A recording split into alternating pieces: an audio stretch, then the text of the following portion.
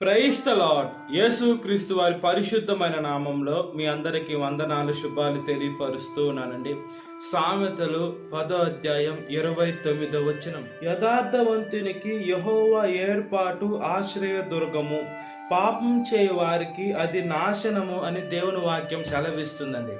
మనం ఎప్పుడైతే యథార్థంగా మనం జీవిస్తుంటామో దేవుడు ఆయన మన కోసం ఏమి సిద్ధపరిచారో, మన కోసం ఏమి ఏర్పాటు చేశారో మనకి కంటికి కనపడవు కానీ చెవికి వినపడి మన హృదయానికి గోచరం కానటువంటి గొప్పగా మన యేసుక్రీస్తు వారు మనకి దయచేస్తాను అని దేవుడి వాక్యం సెలవిస్తుందండి.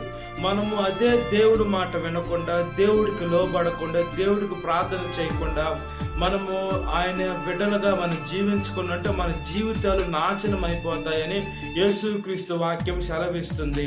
మనము దేవుడి బిడ్డలుగానే ఉండాలి, ఈ లోకంలో సాతాను బిడ్డలుగా ఉండకూడదు. మనము చూసుకున్నప్పుడు దేవుడు అన్నా ఉండాలి, దయ్యం అన్నా ఉండాలి. దేవుడు లేని పక్షంలో దయ్యమే ఉంటుందండి. రెండు లేకుండా ఏది ఉండదు. దేవుడు ఉంటాడు, దయ్యము ఉంటుంది. కాబట్టి దేవుడు ఆయన్ని ఎవరైతే ఆహ్వానిస్తారో, ఆయన్ని ఎవరైతే స్వీకరిస్తారో వాళ్ళ దగ్గరికి రావాలని యేసుక్రీస్తు వారు ఆశపడుతూ ఉన్నారు. సాతాను ఎలా ఉందంటే, సాతాను అది ఏం చేస్తున్నట్టు దేవుడు బిడ్డలుగా ఎవరున్నారు, ఆయన ఎవరిని ఏర్పాటు చేసుకున్నారు, ఆయన సేవలో లేదా ఆయన పరిచర్యకి ఎవరు ఉపయోగపడుతున్నారో ఆర్థికంగా అయినా, లేదా యవనస్తులు కాబట్టి బలంగా అవి ఇవి సేవ చేస్తున్నాం, వాళ్ళని ఎలా కిందకి పడేయాలి, ఎలా వాడికి ఏదో ఒక చెప్పి అట్రాక్షన్ చూపించి దేవుడికి దూరం చేసి, దేవుడు అదే విధంగా దేవుడి స్థానం ఆ దయ్యం కొట్టేయాలని సకల ప్రయత్నాలు సాతాను చేస్తుందండి. అయితే మనం ఏం చేయాలి? మన జీవితాన్ని మనం దేవుడికి సమర్పించుకున్నప్పుడు మనము దేవుడికి ఎంత లోబడి ఉండాలి, మన వాక్యం చదువుతూ ఉండాలి. మనము క్రైస్తవులను పిలువబడుతున్నాం, మనము దేవుణ్ణి సేవించే మనము ఒక పని చేయాలండి. మనము ప్రతిరోజు మన మనస్సాక్షిని కడుగుకుంటూ ఉండాలి.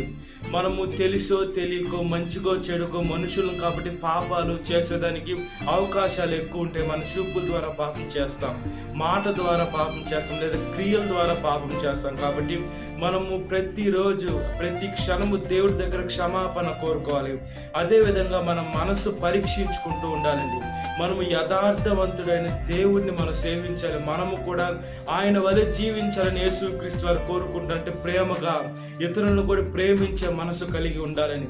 యేసుక్రీస్తు వారిని సిలువేసేటప్పుడు ఆయనకు కోపం రాలేదు, కానీ వాళ్ళు ఏం చేస్తున్నారో వాళ్ళకి తెలియదు కాబట్టి వాళ్ళు క్షమించమన్నాడు. మనమైతే అలా చెప్పగలుగుతామా? మనల్ని ఒక మనిషి బాధ పెడుతూ ఉన్నాడు, మనల్ని తిడుతూ ఉన్నాడు, మనల్ని కొడుతూ ఉన్నాడు, మనం అందరి దగ్గరికి వెళ్ళి ఇతను ఏం చేస్తున్నాడు, ఇతనికి తెలియదు, ఇతను క్షమించండి అని మనం చెప్పగలుగుతామా? మనం చెప్పలేమండి. కాబట్టి దేవుడు ఆయన వలె మనం ఆయన మనసు కలిగి ఉండాలని ఆయన ఆశపడుతున్నారు. కాబట్టి ఆయన బిడ్డలుగా మనం బ్రతుకున్నట్లుగా ప్రార్థన. మహాపరిశుద్ధాత్మదేవ, మా ప్రియ పరలోకపు తండ్రి, మీకు స్తోత్రం చెల్లిస్తున్నామయ్యా. పరిశుద్ధమైన దేవ, నిత్యమైన దేవ, సమాధానానికి అధిపతి, మీకు స్తోత్రం చెల్లిస్తున్నాం. మీరు నిన్న నేడు నిరంతరం ఏకరీతిగా ఉన్న దేవ, మీ నామానికి మహిమ చెల్లిస్తున్నానయ్యా. యేసయ్యా, మీరు మమ్మల్ని ఏర్పరచుకున్నారయ్యా. ఎప్పుడైతే మీ బిడ్డలుగా జీవించకుండా ఉంటామో మా జీవితము శూన్యమైపోతుంది, నరకమైపోతుంది, పాతాళం కటిక చీకట్లోకి వెళ్ళిపోయి నాశనం అయిపోతుంది. మా జీవితాలు బాగుపడాలంటే మీ దగ్గరికి రావాలి. యేసయ్య, ఎండిన మా జీవితాలకి మీ జీవాత్మను పంపించే దేవా, మీ జీవ నదులు యేసయ్య పార చేసేటువంటి దేవా, మీకు స్తోత్రం చెల్లిస్తున్నామయ్యా. బైబుల్ గ్రంథాల్లో చూసుకున్నప్పుడు అనేక ఎండిపోయిన జీవితాన్ని మీరు చిగురింప చేశారయ్యా. ఇప్పుడు కూడా మీరు చిగురింప చేస్తున్నారయ్యా. అయితే మీ మీద విశ్వాస పరిమాణం పెరుగుతూ ఉండాలయ్యా. ఎప్పుడైతే మా విశ్వాసం లేకుండా ఉంటుందో మేము చాలా ఇబ్బంది పడాలి, మేము చాలా శోధనకి లోనవ్వాలి, ఇబ్బందికి లోనవ్వాలి. అదేవిధంగా మేము చాలా బాధపడాలయ్యా. ప్రార్థన చేస్తున్నామయ్యా. మనుషుల దగ్గర మేము చేతులు ఎత్తుకోలేము, ఈ లోకంలో అధికారుల దగ్గర ఎత్తుకోలేము, ఈ లోకంలో ఎవరి దగ్గర ఎత్తుకున్నా కూడా సొలొమోను మహారాజు గారు చెప్పినట్టు వ్యర్థము. కాబట్టి యేసయ్య, మా పూర్ణ హృదయంతో, మా పూర్ణ ఆత్మతో దగ్గరికి వచ్చి మిమ్మల్ని సేవించాలి.